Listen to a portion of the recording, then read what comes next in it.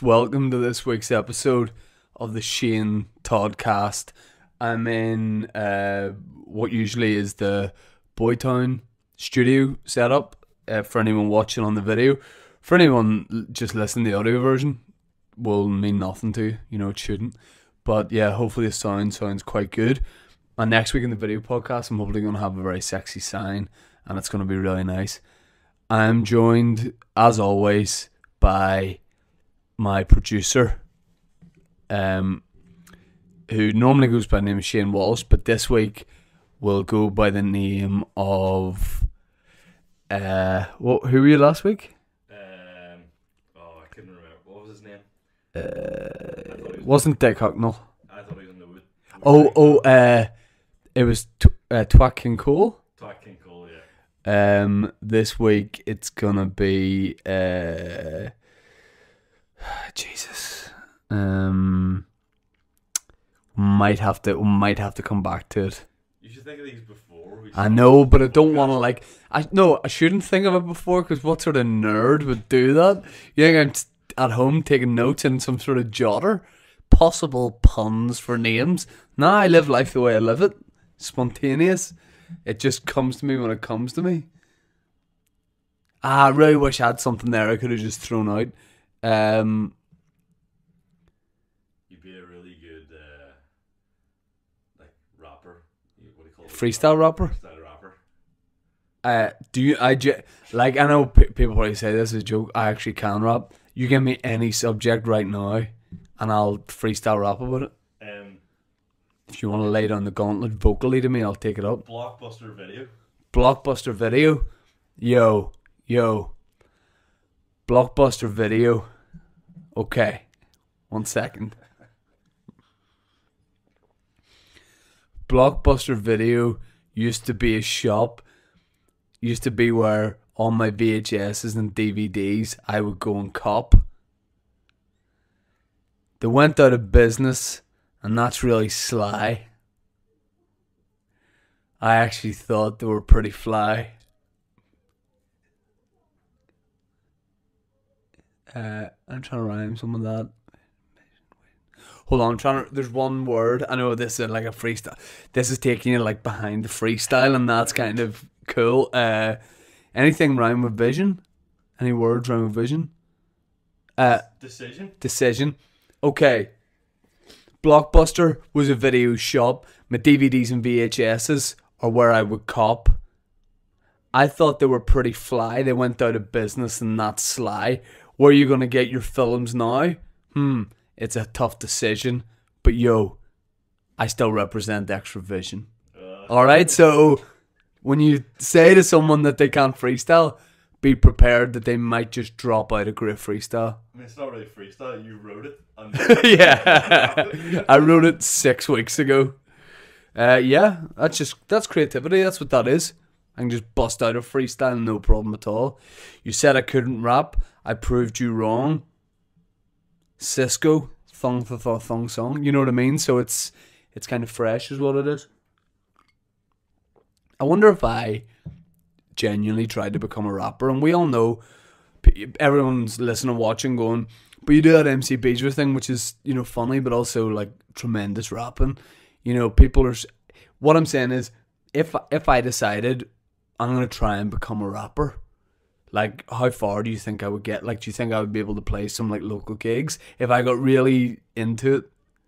I mean, it would be so lame because I'm 30 and married. You could let on that you're doing a comedy gig in the Waterfront Hall. Yeah. And then when people turn up, it's just your full rap album. Oh, imagine, 20th of September, Waterfront Hall, ladies and gentlemen, please welcome to the stage, Shane. What? MC Beezer. And I just do, like, an entire 20-track set. Some people might prefer that and say it'd be a lot more value for money. Be a good first gig. Would be a good first gig, but it's not going to happen. I honestly think that if I said was deadly serious about becoming a rapper, and because we talked when we had Ryan McMullen on the podcast, I talked about that I'd written a song called Rap and Roll, and some people messaged me about that and saying, I feel like you didn't really tell us enough about that. Well, I'll rap it for you now. I got very nervous doing it in front of Ryan because he's a musician. I didn't want to overshadow him. Yeah. But the song Rap and Roll that I wrote whenever I was about 14 went like this. By the way, yay, I'm pretty sure is a drug. It's a slang for a drug, right? Well, yay? Yeah. Yay, like Y-A-Y, I think. Yay. Like rappers like me would talk about it. You know? What is it? Yay? Yay K47, Urban Dictionary, which means a drug mixed with... A drug mixed with... I can't get this. Well, it's a drug anyway. A dangerous drug combination with ketamine and cocaine. Ketamine, a mix of ketamine and cocaine. So when I was 14, I was writing rhymes about ketamine and cocaine when I was still taking Superman multivitamins, you know what I mean? So I don't know what I was talking about, but the song that I wrote went like this, and I'm not really in the flow, so it's just off the cuff, so I don't want you saying, it does sound great, but it could be better. Here it is. My song went like this.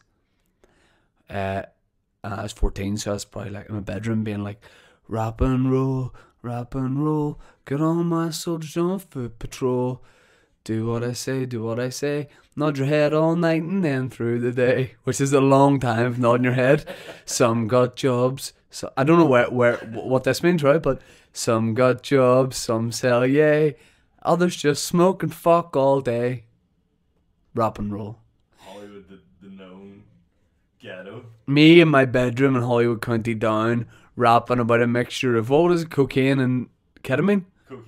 Coke and ketamine, talking about those fusion drugs in my bedroom, watching Dawson's Creek. But yeah, I mean, I say that if enough people get behind Rap and Roll, if enough people want to see it, maybe we do record it and make a video for it. It needs to be done.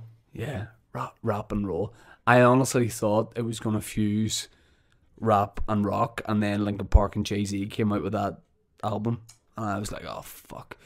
Those guys probably heard about what I'm doing in the studio here. So, I don't know how I even got into this or what I started talking about, but there's a couple of things I want to talk about. By the way, if anybody's watching this and going, man, you look like a 9 out of 10 right now. Yes, I've not been well. I've slipped. And I think I just had a cold, but it's one of those ones where I've had it for maybe 4 or 5 days, and like 2 days ago, it's one of those ones where I thought, I'm never going to feel normal ever again. You know what I mean? When you're sick and you go, well, this is just me for life. I'm just always going to be sick. I can't remember what it feels like to not have a cold, and then the next day you go, oh, I don't know why I thought that, because I'm totally fine now. I take being sick very badly. I always take my throat for granted. And then when I have a sore throat, I'm like, I'll never take you for granted again. You take your throat for granted? I know you do, the way you get on around service stations in length and breadth of this country. Well, lizard, some would say. Absolutely tarred, like... Anyway, doesn't matter. Driveway. But, yeah, what do you take your throat for granted? Anytime I have a sore throat, I'm always like, I'll never take drinking water without... Yeah, or... Again. I do that, like, if I've lost my voice before, I always go, you know what? I'm not going to like sing in the car.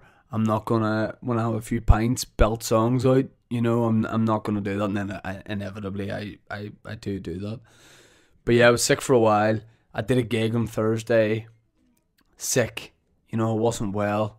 And at the very start of the gig, I was, what would the term, volatile towards the audience. I was like, just letting you know, at the start, I came out to start. At the start of a gig when you're MCing, which is what I was doing at the Limelight, you should be going, is everybody well? You know, how is everyone? Get to know you, warm you up for the first acts. I came on in a huff. You know, I was like, I'm not well.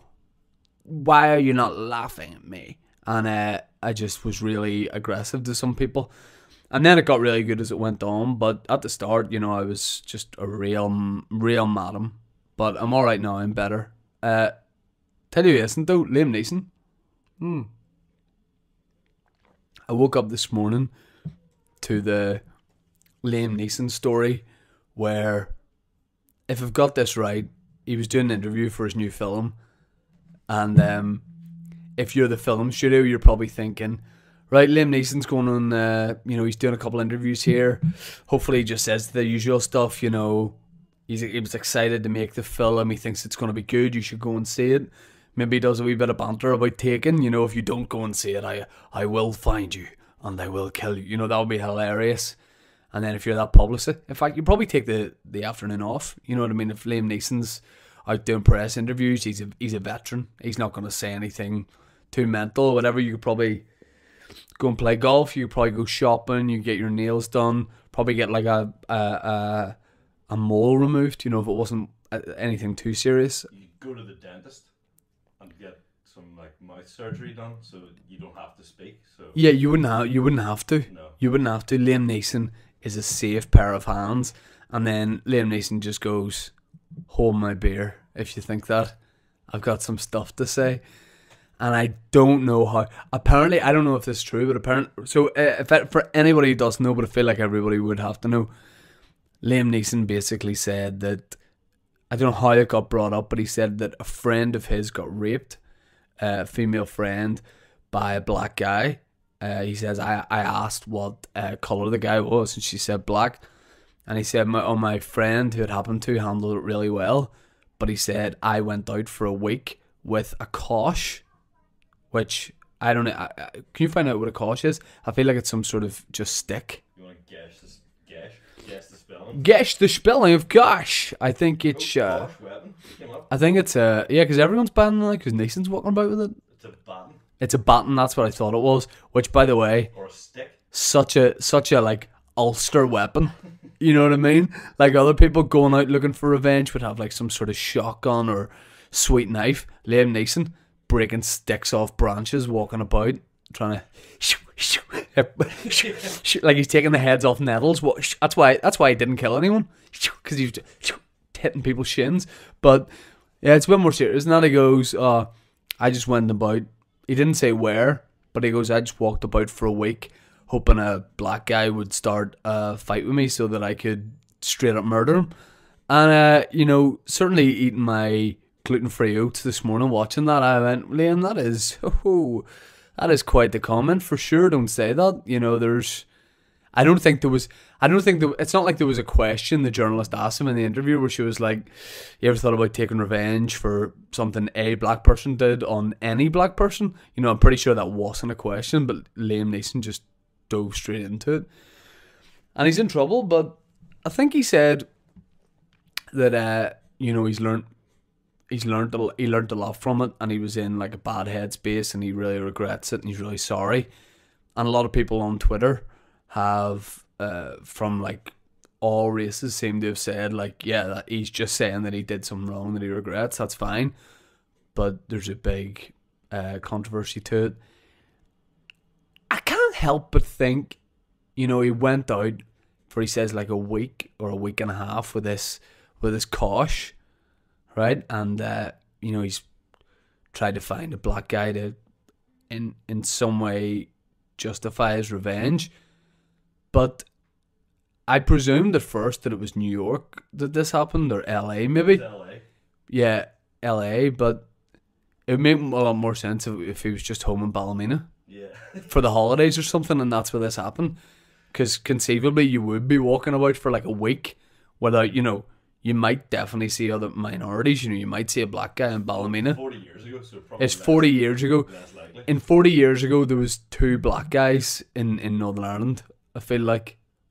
You know, and I just think, you know, he was wanting them to start trouble. There was 2 black guys in Northern Ireland back then, probably just really nice guys, so chances are they're not going to start any trouble with him.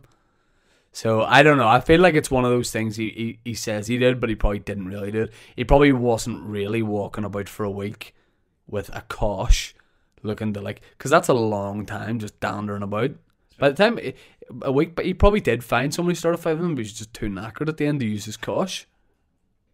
Yeah, a week's a long time to be looking for any random black man in LA to then murder... and then not even get into a fight with one. Yeah. Not even threaten one. Yeah.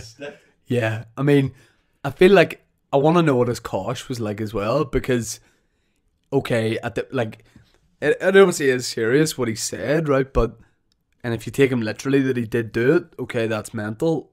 But he says he was like so confused about what happened to his friend, right? But if he had like some sort of small, heavy kosh, some sort of weapon, okay, that's deadly. But I really like to think in my head, what undermines it all a bit is that it was just like, you know, like a large bamboo stick. You know, it was like too long. So he was actually getting started on by black guys, but they were just like, you know what I mean? He'd be like, you know, he would walk. He said he was outside bars. So, you know, I think he'd walk up to a black guy and he'd maybe like cough some sort of racial slur, and then the black guy would be like, the fuck did you say? And Liam Neeson would be like, what did I say? And then all of a sudden out of his jacket he brings out this bamboo stick, and then but that's when but loads of guys would probably pretend he hurt them. You know what I mean? They probably thought there was something wrong with him. Yeah. And they were like, oh, you got, oh, flip, what are you like? That's me going to the hospital. See, he's from Ballymena, yeah? He's from Ballymena, yeah. All I can imagine is, do you ever see farmers always have, like when you get stuck behind a farmer on the road, the big bit of blue pipe? When you get stuck behind a farmer on the road, do you mean a tractor? No, with like a herd of sheep or cows. Oh, right, yeah. And they're always behind like the sheep. With a blue pipe? I've actually never, I'm not trying to mug you off, I've never seen that. From the country, so they're always like, with a blue pipe and going like, hit, hit. Yeah, they definitely do that, but I don't know if I'm pretty sure you've just seen one guy with a blue pipe. It's not a thing. Maybe there's excess blue pipe. Maybe it's like, so if any viewers or listeners have experienced this where they've seen farmers carrying bits of blue pipe, get in touch, because I'm keen to know if that's a thing. But I like to think maybe that's like it's like a judo black belt type thing. You know what I mean? So you start off with a white bit of pipe, then you get your yellow pipe, your blue pipe, and eventually you get a black pipe. And that's what Liam Neeson did. He actually knew a farmer back home who had the black pipe, and he got in touch with him and said, can you send that over here pronto? And the guy went, why do you need it for some sort of film prop? And Liam Neeson's like, just trying to kill any black guy. And the guy probably thought he was joking. And he was like, dead on, mate, I'll send you. But it's for a film, but it wasn't. But a crazy thing to say. And then he was going, can you find out, Liam Neeson had to go on, we recorded this on Tuesday. So Liam Neeson had to go on Good Morning America this morning to promote What do you want me to find out? What happened on that. Like, did he talk about it? Did he make any statement? What happened? It's one of those things where, like, he's probably at that age where he doesn't want to have to watch what he says, and he doesn't really care too much anymore. He probably just gets stuff out there. I think the older you get, the more you lose like a filter. The more you lose the ability to go, probably should bite the old tongue on that one.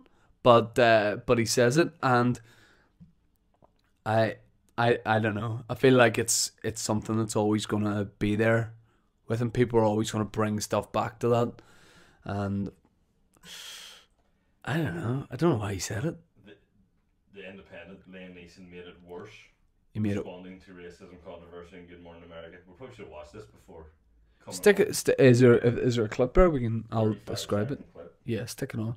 So he had to go on Good Morning America, which is like the main breakfast program, believe it or not, in Uzbekistan. No, in America. I'm just joshing. And are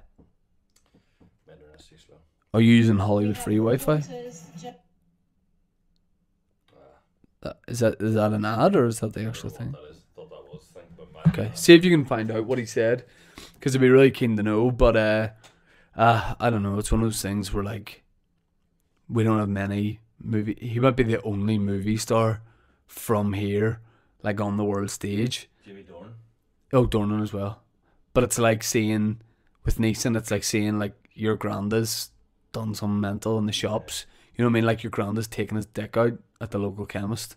You're like, oh, for fuck's, like, he is old, but you know he shouldn't do that. That sounds like one of my granddads did that. They didn't. I don't think.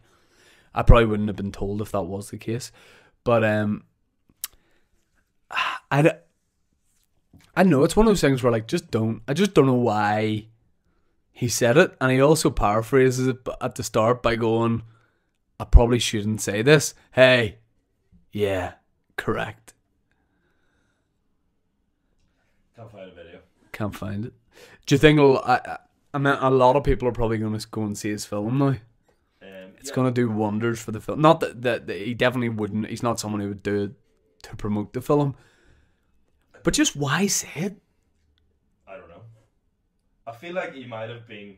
I don't know the context he said it in, but I feel like it might be bullshit, and he was like bigging himself up. Yeah, he's making himself sound hard. Do you think he's showing off? And then he was like slowly digging the hole, and he's like deep in the hole now. And he doesn't know what to do. Yeah, it's a bit like, yeah, it is. It's one of those ones where you spoof and then you're stuck with it, and people are going, "Is that really true?" And then you probably should go, "Actually, I'm talking shit," but you've committed to it. A bit like whenever I was in second form in school, and this new fella joined school.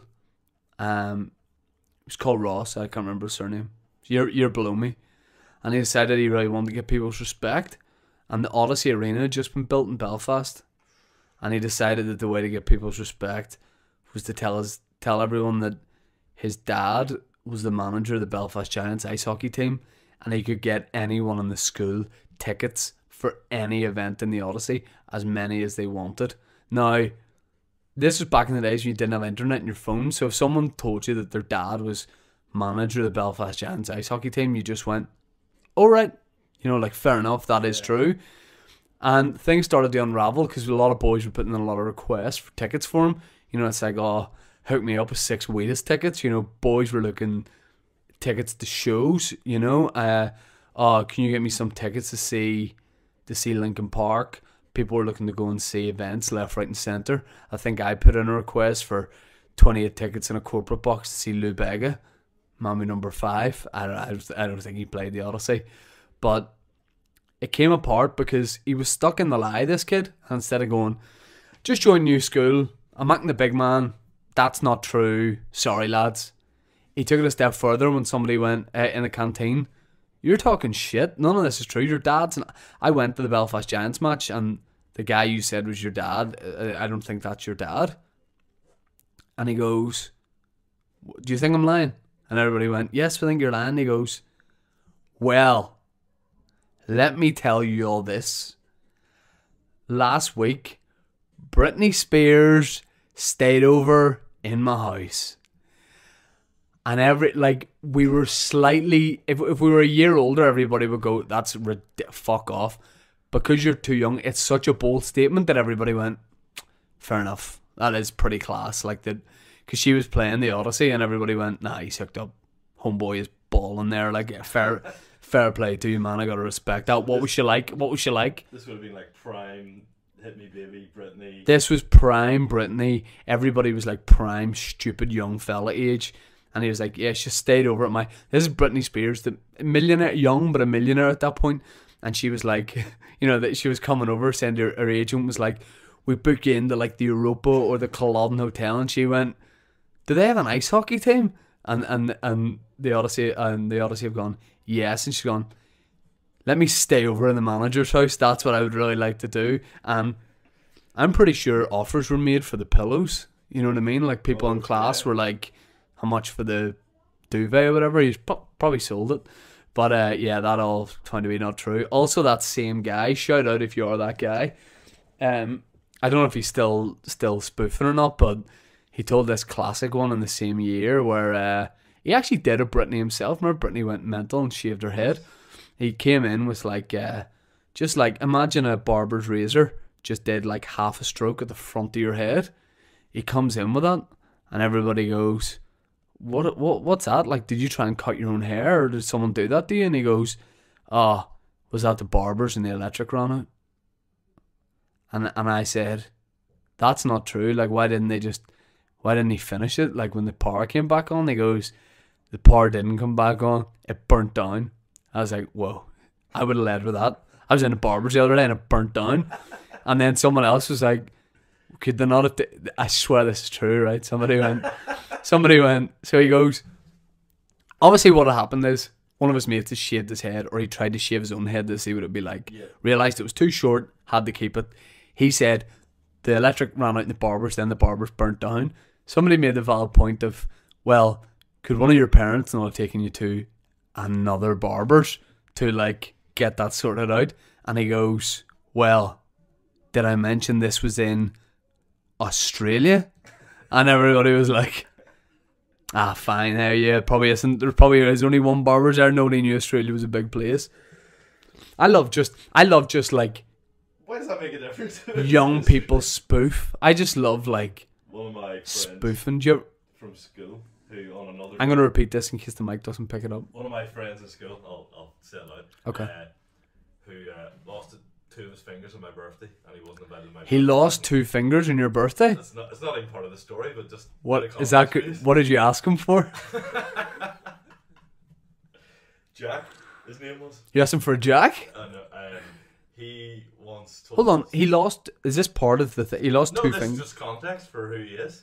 Oh, can I hear how he lost 2 fingers He at you? was fishing. At your birthday party, someone No, lost 2 so fingers? I had a birthday party, but there was And you you had a birthday party, you insisted other boys' fingers were chopped off? What sort of like... there was limited numbers. It was quite an expensive thing we were doing. We were doing mountain boarding. Mountain boarding? What is that? Limited, by the way, limited numbers also translates as didn't have any mates. No, loads of mates. Hey, it's limited numbers. We can only invite me and my uncle on this birthday party. So- What age were you roughly? 12 maybe. You're 12. Mum was like, you can have 6 or 8 friends to Right. go mountain boarding. 'Cause Right, it's, the like, chosen quite few. Expensive. Right. Mountain boarding? So Jack didn't make the cut. Okay, by the way, does mountain boarding just consist of like stand on a surfboard and go down and sleep down it? It's like a snowboard with wheels, and you go down. Where did you do it? Not too far from Sleep Donner. Was it snowing at It's that? called surfing dirt. Surfing dirt? Surfing dirt sounds like a what would you say, like an adult only web cafe in Lurgan. Surfing dirt. Ah, jeez, got up the counter here for 15 minutes of surfing dirt. Get me a booth there. What do you want for your birthday? I'll get us a booth at surfing dirt. Anyway, sorry. Yeah, so Jack Oh, didn't. jeez. Jack didn't make the cut, so he decided on my birthday to go fishing with another boy. Right. Some child. What a weird protest. Oh, I don't get that. I'm away fishing with. He went with some chai. Some chai mechanic. Some chai McCanny. Mechanic. McCanny. Some chai McCanny. He's from Thailand. Some chai McCanny. Good lad. Is McCanny a popular surname in Thailand? I don't know. Right. So Jack and some chai went fishing, and Jack had caught a fish, and he went down to go pick his fish up, but he was holding on to like a piece of metal sheeting that was like the fence, Right. and he slipped, and both his fingers fell. Not fell off, get cut off. At what point? Like the full finger or knuckle or? The first knuckle on his left hand, small, on the one beside it, finger. Oh my god. That wasn't even the story we were talking about. So he told the spoof. Yeah. That sounds like a spoof. Oh, you never get yourself in the mate again. 2 of my fingers got chopped off. I was away with. Who are you away with? Some chai. What? Some chai? That sounds like someone you just made up. Nah, some chai McCanny. Nah, there's no way that's a real name. But go ahead. So what was his wonder spoof? Geography class, Mr. Moyes' class. He once claimed his next door neighbour won the World Cup with Northern Ireland, and it was in his living room. Oh, sorry, I don't want to know. I don't know if this is a story we should progress. You're telling me when he was younger, a neighbour of his went, I won the World Cup playing for Northern Ireland. The trophy's in my living room. I think he was just a spoofer. Do you want to come and see it? Because I feel like I know where that's going. Oh, do you want to... Close your eyes and hold the trophy, you know? But smaller than the World Cup. So he claimed that, and obviously we can prove that that's not true. Yeah. Because Northern Ireland Yes. won the World Cup. Yes. But he also claimed, we were talking about Evel Knievel one day. Yeah. Like how maybe the first time somebody had a smartphone or a phone with a video, and somebody showed us a video of Evel Knievel jumping over the Grand Canyon on his motorbike. Yeah. And he's like, oh, I can do one better. My granda jumped over it on a horse. And we're just like, not true. Like, He claimed his granda went over the Grand Canyon on a horse. on a horse. I mean, I feel like the only person who could do that would have to have a name like Some Chai Mechanic. There was that guy, speaking of spoofs like Evel Knievel, that guy Barry George, who I'm pretty sure got arrested for the murder of Jill Dando, or like questioned for it, or he didn't do. Oh, I think it was he didn't do it. He was a pathological liar. This guy Barry George, right?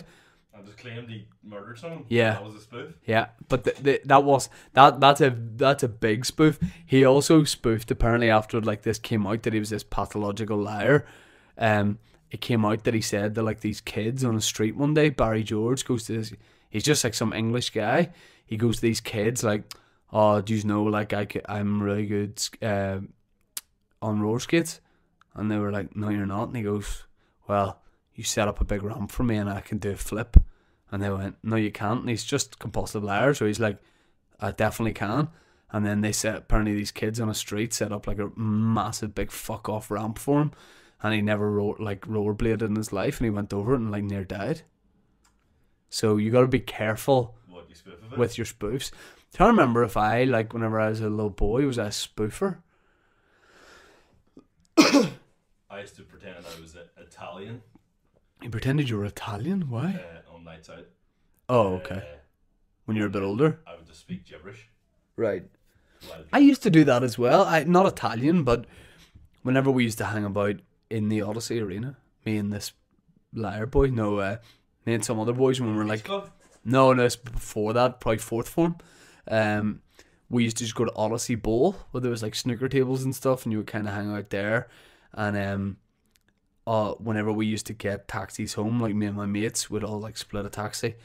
They used to always tell the driver that I was over from one of their mates over from a different country, and they would say the country before we weren't even drinking at that age, but they would say like, Dutch, as we got into the taxi, and they'd be like, this is our wee mate from Mark from Holland, and I would spend the entire time talking to taxi drivers, and the taxi drivers would always be like so sound just because we were kids, and he'd be like, oh mate, and what are you over for and all? And I'd be like, yeah, I came over for exchange for the guys, and it's good to see them again. I was in their clash last year, and I literally talked from the whole way from Belfast to Dundonald or wherever we're getting dropped off at someone's house, and then the joke always was, after we'd paid and we're walking out of the taxi, hilariously I would go, alright mate, see you later, in my own accent. But I think looking back on it now, taxi drivers were probably just humouring you. Yeah, probably. Probably the shittest accent. I can remember on a night out pretending to be Catalan, because nobody really knows Catalan. I still don't, yeah. So you can't really get called out on it. So if someone's like, oh, you're not Catalan, because they're speaking to me in Catalan, I'm like, obviously I am. Right. And one girl was like, no, you're not Catalan. Tell me some Catalan Barcelona players. Right. And obviously, like, as a football fan, what an easy. And I was like, Gerard Piqué, Lionel Messi, and then she was just like, yeah, checks out. Now, did that camera do something? I think it did. Right. We'll just keep rolling, and maybe we can put a bit of title in there or something. But are we good? We're back. We're good. Right. One thing I will say is, I'm talking about lies I told whenever I was like a little boy, right? You mugged yourself rightly off there because you went. She asked me to name Barcelona players. Now I'm waiting for you to say Rivaldo, Stoichkov, Koeman. You, Piqué, Messi. You're doing this as an adult. You're lying to women as an adult. This is 3 weeks ago. So You're like, also I won the World Cup in Northern Ireland. Do you want to come to my living room to see the trophy? I'd really appreciate it if viewers and listeners got in touch on Twitter, Instagram, whatever, and just told me like amazing spoofs you told as a kid or other people told you, and I'll read them out in next week's podcast. I will tell you a great one, right? Which is my mate Stevie told me these couple when he was younger.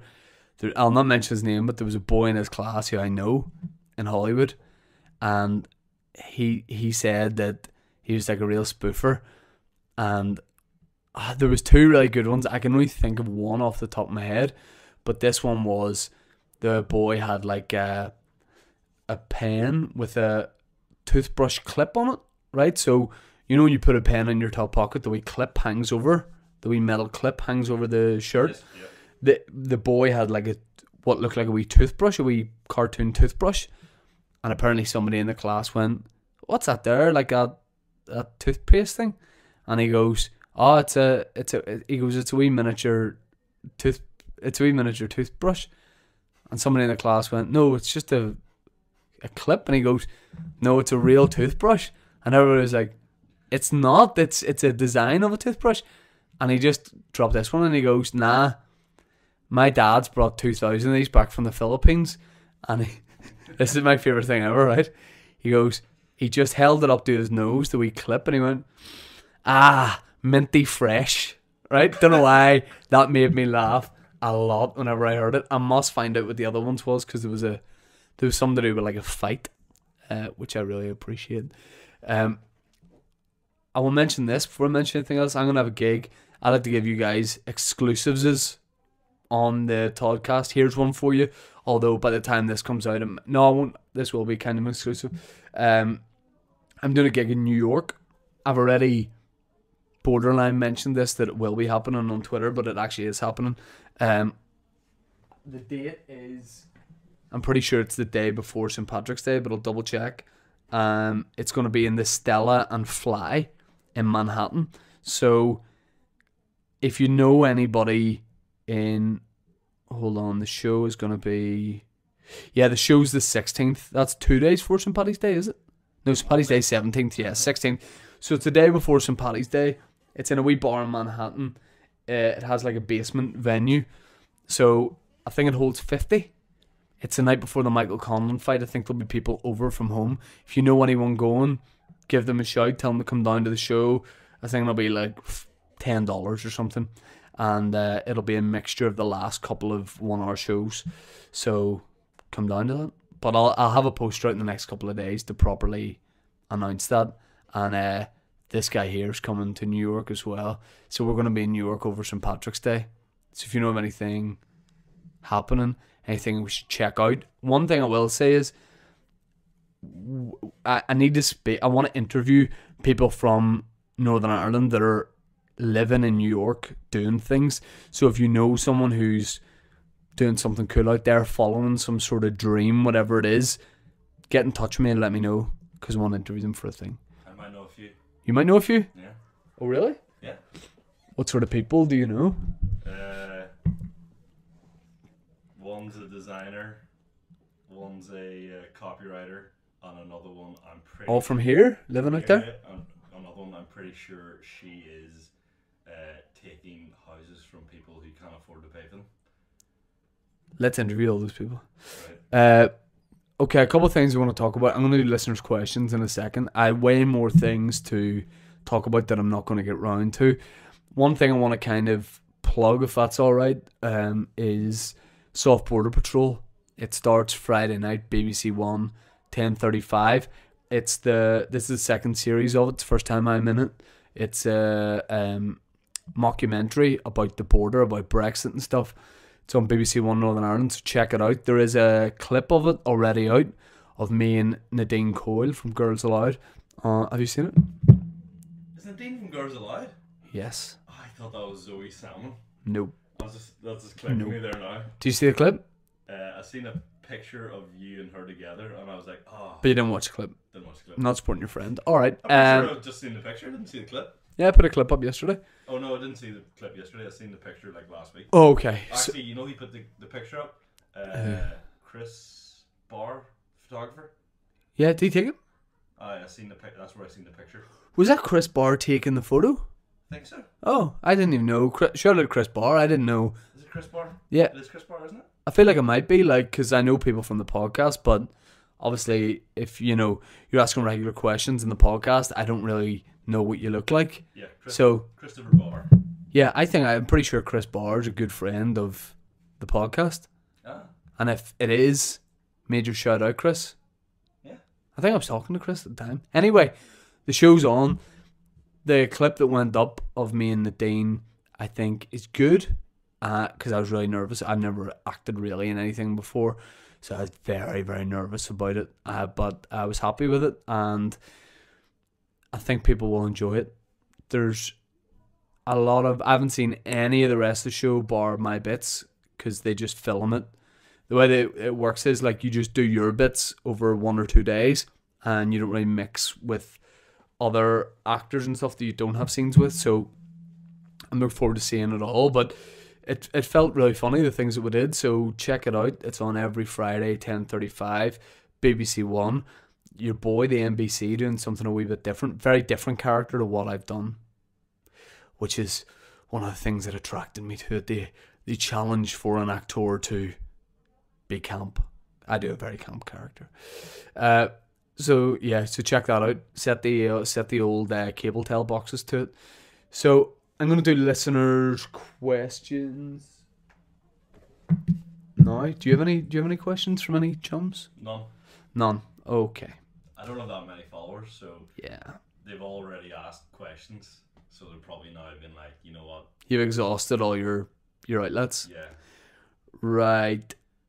I've got some questions here on the old Twitter. Loads of questions on Twitter. What? One is from Kevin Elliott. He says, "Is it a bit?" Kevin Elliott says, "Wait."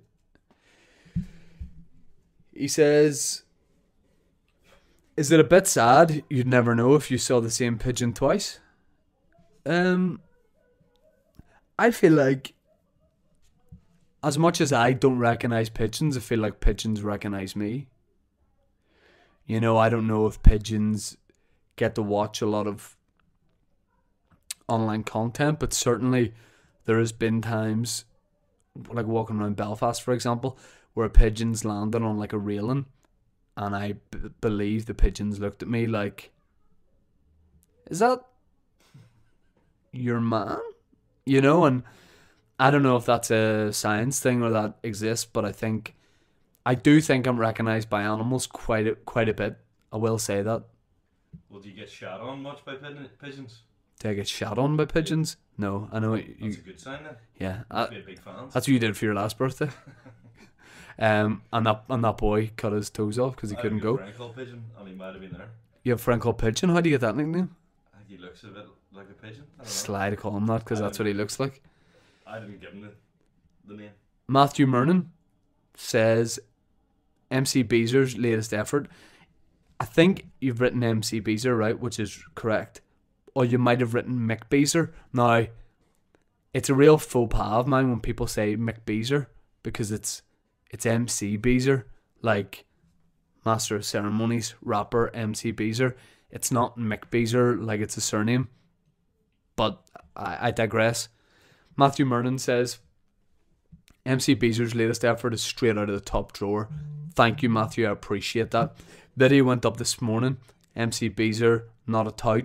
Thanks to anyone who watched. Give it a like, give it a share, all that kind of thing.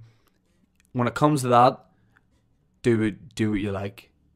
I don't ask you for a share, a like, or whatever. But if you want to do that, it's very, very sexy. Matthew says, but here, is there anyone in the comedy squad that you have dirt on that you definitely wish you didn't? Hashtag squealer. This isn't really dirt as such, but this is the weirdest thing I know about someone is Dave Elliott, surprisingly. Whenever we went to LA a couple of years ago, me, Dave and Michael Foster, we were all sat in separate rows because we flew on Ethiopian Airlines, and it was just the three of us and like a pilot who was also the air hostess on Ethiopian Airlines, and he was also loading all the bags on as well. That's not true. It's actually a great service. We did really fly with Ethiopian Airlines, but it was great. But the good thing about it was what was unnerving about it is when we boarded at Dublin Airport, we were one of the first ones on, and I thought, this is kind of weird that 200 people have got on before us, and then somebody was like, nah, we've been on since South Africa. I was like, well, that's unnerving that this is like an Ulster bus just doing stops. Wait, they've been on since South Africa and we're boarding in Dublin. Where were they going to? London? Where were you going to? LA. LA? Direct. So they flew South Africa to Dublin. Then to LA? Yeah. Jesus Christ. So that could be totally false, but I feel like that is what they said. And so we went and we all had a row each, right? Because there wasn't that many people on it. You flew direct to LA with a row to yourself? Yeah. That's pretty good. I'll tell you what, every single time I've flown to LA, and all but one time I've flown to New York, I've had a row to myself. I'm very quick to spring up like a salmon going upstream. Here's the thing, it's all about timing, right? Because people get on, inexperienced flyers, right? They get on, they see a row free, they get out of their seat, walk over to it, air hostess comes over, you need to wait until we finish boarding. Now what happens is, the air hostess immediately doesn't like you, because you're fucking with the system. You're making their job a bit harder. You don't go before the boom boom sign has gone on. Once that goes on, then you're free to move. So you hold your ground and you wait. You move to the edge of your row, okay? You don't, you get all your stuff in your hand. You get ready to go and you don't make eye contact with anyone, because if you start to make a move for your own row, an old lady inevitably will be on her way down to get that row. What you don't want to do is see her, because then you've seen her, acknowledge she wanted the row and you've taken it. What you do is have no mercy for no man or woman. You take the row, then you crane your head up and you go, oh, were you looking this? And she goes, I'm 94 and I've got arthritis and I'm on my way to a funeral. And you go, well, snooze you lose. All right, sister. She was a nun, right? So you got to be quick, but I always get the row. And I probably shouldn't say this, right? This is my Liam Neeson moment where I'm going, I shouldn't say this, but I will. Last time I flew Norwegian Airlines to New York, there was a row free directly opposite me. There's a lot of competition for the row because there's only one free row of 3 seats. So what you can do is, if you don't know, you can put the armrests up and you've got a bed essentially. You can just go to sleep. Yep. I can't sleep unless I'm lying. I can't sleep sitting, right? So I go, happy days. Happy days. This is glorious. I'm going to get this, but I've got a lot of competition. But I'm experienced in getting my own row. Just before the plane goes to finish boarding, air hostess walk past. Is everything okay? I say, yeah. I said, is that row free? Just making a wee initial inquiry. I don't say I'm taking that row. I say, is it free? She goes, we need to wait until everyone finishes boarding. Now, I already know that. This is when I play my trump card. No, I don't pretend to be Donald Trump. I need it, okay? I say, oh, that's great. I act like she's promised me it even though she hasn't. Is that free? She goes, we need to wait till everyone finishes boarding. I go, thank you so much. That's great. My leg's just out of plaster this morning. I made it seem like I had a broken leg and I needed that leg room. And I gave her a smile as if to say, you're a hero. She goes, no problem. She puts 3 pillows across the 3 things and I move, but I forget that my leg's just out of plaster and I kind of get up like Michael Jackson, like Pete Jackson, when he's like going about the stage, like fully just dancing.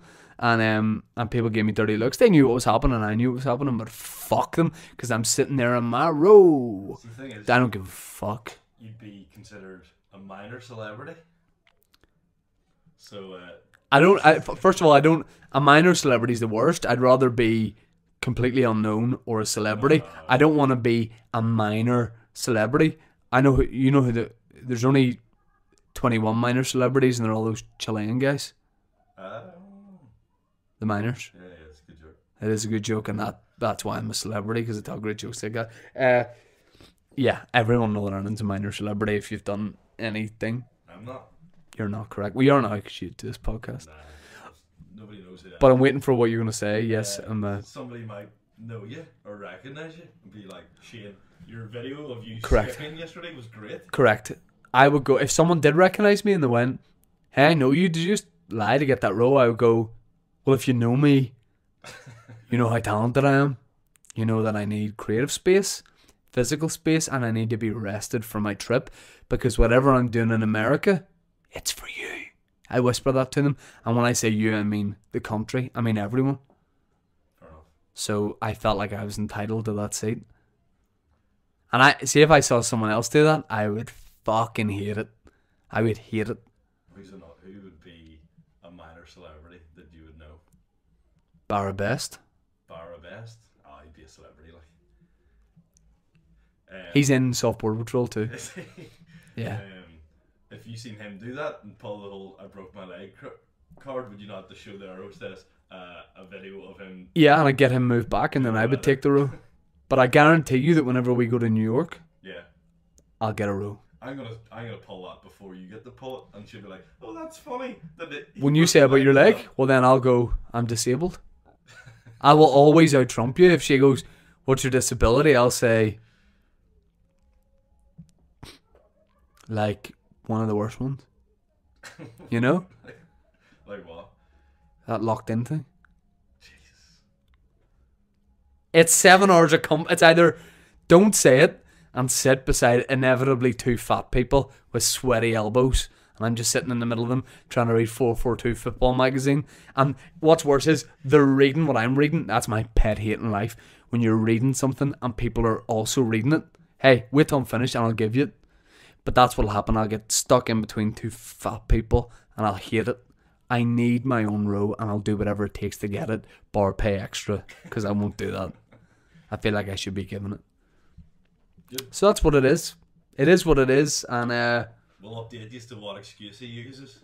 But I guarantee it depends. I mean, if the plane's sold out, there's nothing I can do about it. I mean, I'm not above going up to an air hostess and saying the two people in that row over there look a wee bit suspicious. I didn't say anything. Then they get kicked off the flight. I get the row. Plus, I got absolutely hooked up. Last time I was flying home from New York, it was It was Norwegian as well, Norwegian Airlines. And I was getting a Quiznos, which is like a shit Subway. And there was an air hostess behind me in the queue. And she was like looking at the menu. And she looked like she was pushed for time. And I said, the lady was like, who's next? And I turned around to the air hostess and I said, would you like to go ahead? Are you in a rush? And she said, oh no, I'm not in a rush at all. But thank you so much for that.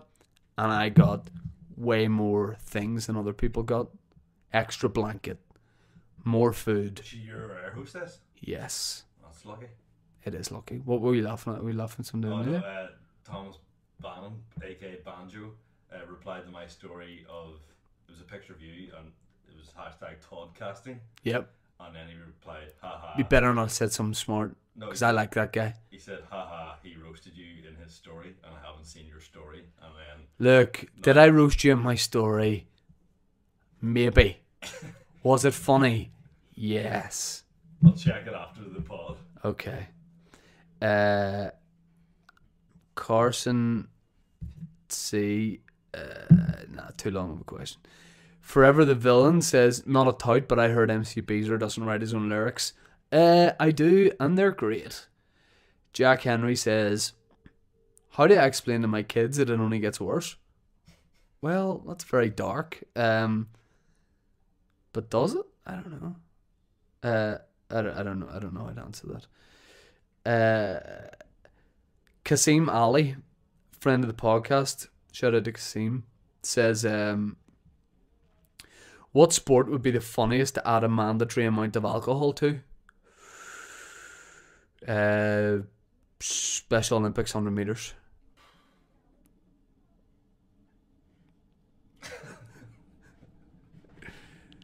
What? What? Should they not be allowed to drink? No, Oh, sorry, mister. I just think... No, I'm only joking. Yeah, I mean, any running race would be funny. I feel like the darts might be enjoyable. Although they get blitzed anyway at the darts. yeah. Like something with an element of danger to it. Diving. The diving. 10-meter diving. Yeah. I went to the Robinson Centre whenever I was younger in East Belfast until I learned that it was named after Peter Robinson and I boycotted it, which isn't true. I just stopped going to swimming there. Is it actually named after? It is actually named after him. Every time I was in that water, I was swimming in Peter Robinson, technically. I was in Peter Robinson. We've all been there. We have. What sport would be the funniest at a mandatory amount of alcohol to? I played football drunk once, and I had potentially one of the best games of my life, to the extent where I think I'm Paul Gascoigne. Gazza used to play football blitzed, training blitzed. Paul McGrath was the same. One of the best players to ever play for Ireland. Yeah. Yeah, we used to have like 4 or 5 pints for Back in the matches. day, everyone used to. And they used to, like, apparently a lot of players used to eat McDonald's before matches in like Premiership, Championship type thing. I can remember as a kid, our manager feeding us like a half a pack of Jaffa Cakes each. You shouldn't have been feeding them. You should have just passed to them and let you eat them yourselves. 1 by 1, sent full moon, half moon, total eclipse. You don't want to know what he was doing when he said total eclipse, but And always being like feeling sick in the second half, being like, I've had way too many Jaffa Cakes. we had this manager at Hollywood, right, called Simon McCoy, and he was like a club man, you know what I mean? He was probably on the committee, helped out. One of those sort of people who, like, there would be no club if it wasn't for people like that. Yeah. And he stepped in to manage us for like half a season.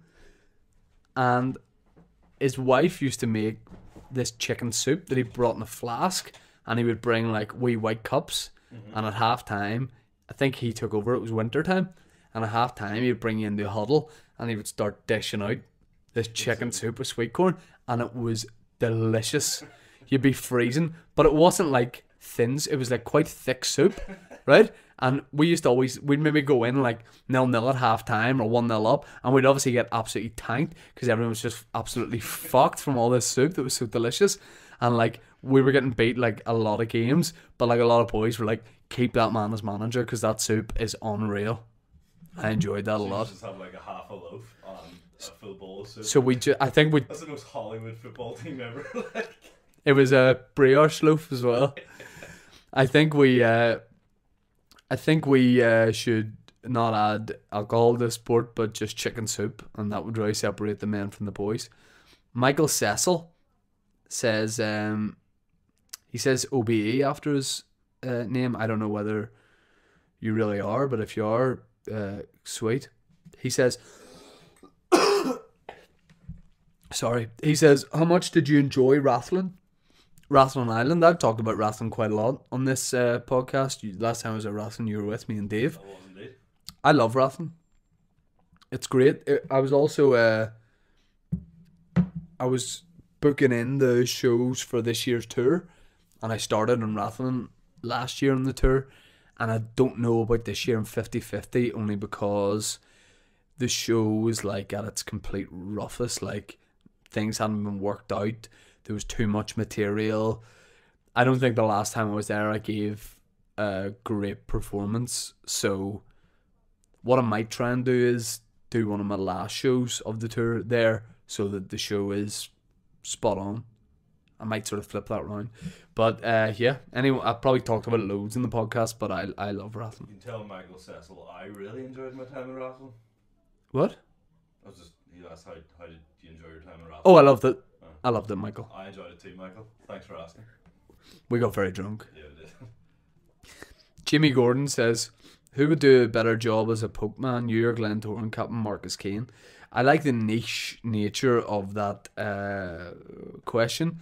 I feel like... a Pokemon? Yeah. Like, sells ice cream? Yeah, ice cream man.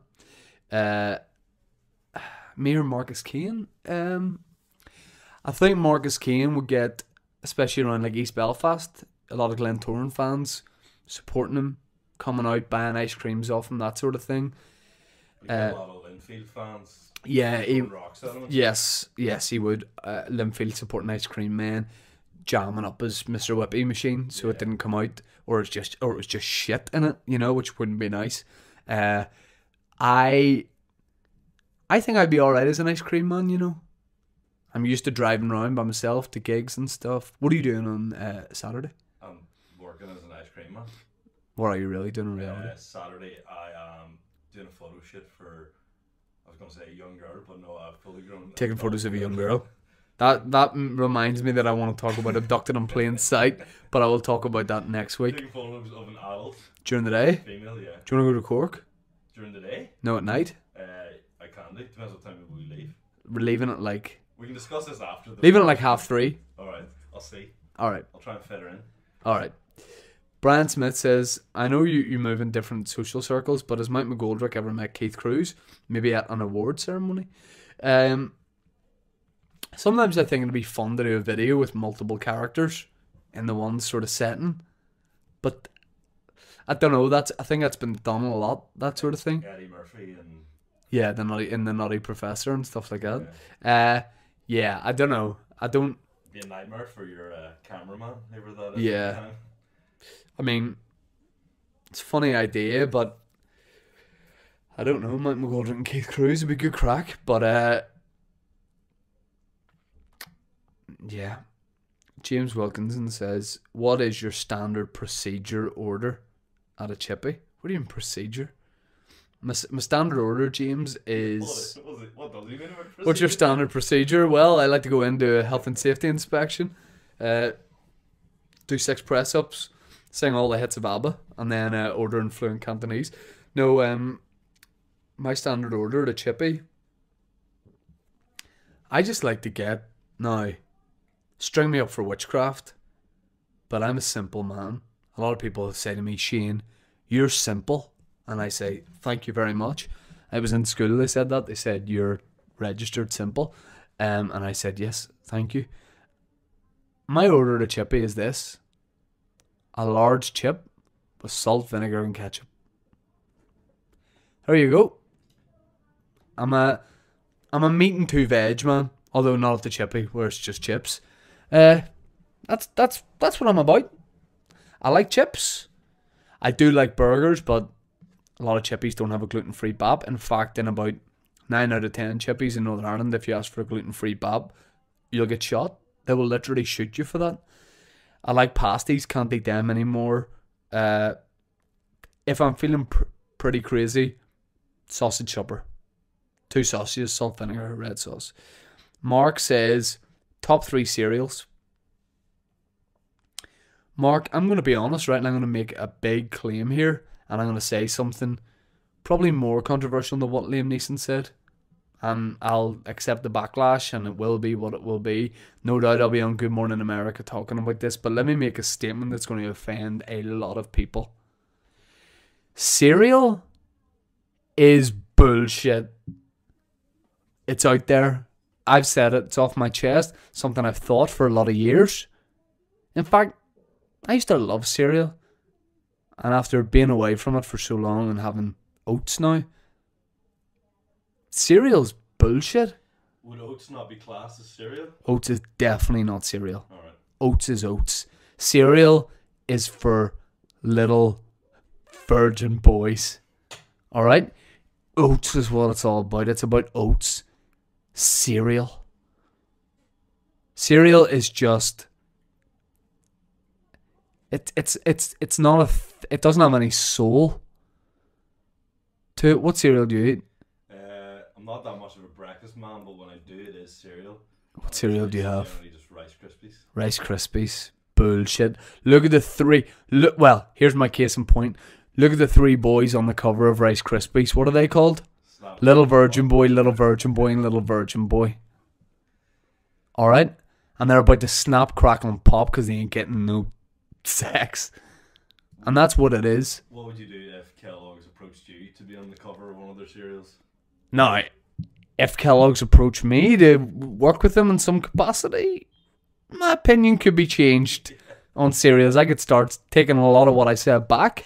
Yeah. Deleting old podcasts, certainly. No, I want to get in the oats game. Quaker Oats, give me a shout. I don't know if Quaker Oats are made by Quakers. I think they are. Well, that's the thing. Well, I'm prepared to convert. I'm prepared to be a Quaker. Whatever it takes. I like oats. Any oat company actually ready, Brett, give me a shout. Holler at me. I like oats. Cereal is bullshit. I used to eat it. I was one of those guys. Oh, bowl of Frosties, live and kicking. Fuck that shit. Now I eat oats and I hunt life. Good. Don't know where you're going with hunting there. Neither did I. Liam Neeson on that one. Neither did I. Oh yeah. I hunt Chinese restaurants. Whoa. Couple more questions. Tim, very creatively under that top 3 cereals, writes top 3 cereals spelt with an S. Tell you 3 things I've watched recently. Escape at Donnemara. I think it's called. I probably pronounced that wrong. It's on Sky. Benicio del Toro's in it. It's really sweet. It's about a prison break. Sweet isn't good as not as it's a sweet movie where it's like lovely. Sweet as in like it's class. Right. Yeah. Jimmy Gordon asks bit of a cheeky question there, trying to be cool. He says this, right? Look at this, right? He says this, right? Trying to do the whole, like, you know, that's a standard question, right? Then I look at his bio. What does it say? He's been a cheeky boy in his thing, right? One of his Twitter bio. Trust in God. Is that what his bio says? Yep. So, Jamie, don't act the big man. I liked your ice cream van question when you were trying to be funny there. It wasn't my vibe. David T says, how do I tell my mum I see my dad in the Kremlin slut dropping the Spice Girls? You just tell her that the man likes what he likes and he's here for a good time, not a long time. 2 more questions. Gareth Gordon, I don't know why, but I really like this question. He says, will I wait for the camera to come back on? Okay, I've got 2 more questions. I find this very funny. It's one of those ones where I don't know why I find it so funny, but Gareth Gordon says, who's bigger, the Jolly Green Giant or one of them big fuck off wind turbines? I think you're talking about a similar size. I think they're about the same size. I would say the wind turbine, when it spins, the propeller makes it probably taller. Yeah. But if the propellers were sort of dead and hanging down, Jolly Green Giant would be just a bit taller. Wind turbine's definitely taller. Jolly Green Giant's probably wider as well. Is it the sweet corn? I'd say he'd be heavier. Yeah, he's a sweet corn guy. Yeah. Why is he not called the Jolly Yellow Giant? Is he yellow? Well, sweet corn's yellow. Because he does peas as well, doesn't he? He's all over it. He's all over the veg game. Like, yeah, he is. Which is, he's making a mint. Ironically, is one of the many things he doesn't make. Righting Wrong says, you've got 10 minutes to do a trolley dash around Castle Court. What shops do you hit and what are you grabbing? I like that question. Straight to a Chinese restaurant. Why? Because you were hunting them. Oh yeah, but there's not. Oh yeah, there is in the food court. There chopsticks, probably. I don't even know what's in Castle Court anymore. Bar Broken Dreams and Crying Toddlers. I'd probably go. I literally don't know what shops are in Castle Court. I couldn't tell you. There's a Lifestyle Sports, I think, so I'd probably go and get football tops. Gaps there. Get myself a load of khakis and a plain hoodies. Sorry, I coughed. There's a pretzel stand. I know that. Pretzels, again, bullshit. Do I have a couple of last questions? Chris Gollier, I don't know his podcast question. He says, is Wee Marty ever going to make a return? Probably not. Just one of those characters didn't know what to do a lot with. So, probably not. But listen, if you get a change.org petition going, 88,000 people sign it, yes, Wee Marty will return. Couple of quick Instagram questions. I don't like to rush these too much, but we're over an hour here. Are we? Yeah. Time flies when you're listening to the best podcast you ever heard. Shit, I definitely did have... Netrix says, hair is perfect. That's not a podcast question, but cheers. I'll take that. Did you get a cut yesterday or today? What? I got a cut today. Today, yeah. Why? Just I noticed in your story. What do you get your hair cut once a week? I get my hair cut once every week and a half? Every 2 weeks. Every 2 weeks. My hair grows pretty fast. I actually didn't have any questions on Instagram. So there you go. It is what it is. Oh, yes, I did have to address something. So on the Boytown podcast a couple of weeks ago, some people were saying the sound wasn't great because we just have a new system, new mic setup. And some nerd guys started jumping on this. And Bapper, friend of the Boytown podcast, said, I think it was Bapper, or maybe James Wiggins. Yeah, I think it was Bapper, said it sounded like I was in a bin for the podcast. And I think I said something along the lines of, thanks for the feedback. Also, I don't give a fuck. Yeah. Now, I meant that in a very much like, I'm only joking kind of way. But at the same time, I also did mean, I don't give a fuck. Now, just joke between friends, but the guy started to get very sensitive. And Michael Jardine said, if you had to put Shane Todd in a bin during a podcast, what bin would he go in and why? Black for general waste, blue for recycled materials, or brown for garden trimmings? #podcast. And James Wilson, as we mate, comes back with chemical waste, and Bapper comes back with a wee gif. So kind of a few guys sort of forming like a wee club And I know those guys actually are in a club, as I know they belong to all one club as well. Shane Todd fan club. Not the Shane Todd fan club. Let's just, I don't want to talk too much, but let's just say it's a club with one letter repeated 3 times, and it comes after J. I think they're in the Ballymena branch of that, but you don't put me in any bin, because as the old phrase goes, don't put Toddy in the bin. Michael Jardine, the only thing needs put in the bin is all your social media followers were, and I know I said followers, like maybe from New Jersey or something, and you're going, did you mean to say followers? But you said followers? No, I meant to say followers, because Wee Marty isn't coming back, but my new character is, the New Jersey wise guy. Tommy Buckets. Hey, Tommy Buckets, how you doing? Alright there? Nice guy, forget about it, huh? What needs to go in the bin, Michael, is all of your pictures, all your social media pictures, where despite being like a 20-year-old dude, 21-year-old dude, 19-year-old dude around that vintage, you always manage to filter it with that 48-year-old Protestant politician, plays badminton guy filter, and that's what needs to go in the bin. When you take your attitude, James's attitude, Bapper's attitude, we need to put them all in a bin. I'm going to piss on it, like R. Kelly, yeah, like R. Kelly. And I'm going to light it. And all the listeners, all the rest of the listeners, and your friends and family, and you guys are in the bin as well on fire, we're all going to get round and have a non-sectarian sweet bonfire. And I haven't taken that personally. I don't think he's sectarian. He seems pretty liberal, Michael Jardine. He is liberal, but like he's liberal on everything else, bar his, sadly, his race views. But listen, I don't want to get into that or talk about. Right? Well, speak for yourself, guys. It's been emotional. Saw Border Patrol Friday, 10:35, BBC One. I'm live at the Waterfront Hall, 28th of September. Don't know why I said that. Doing a lot of new characters today.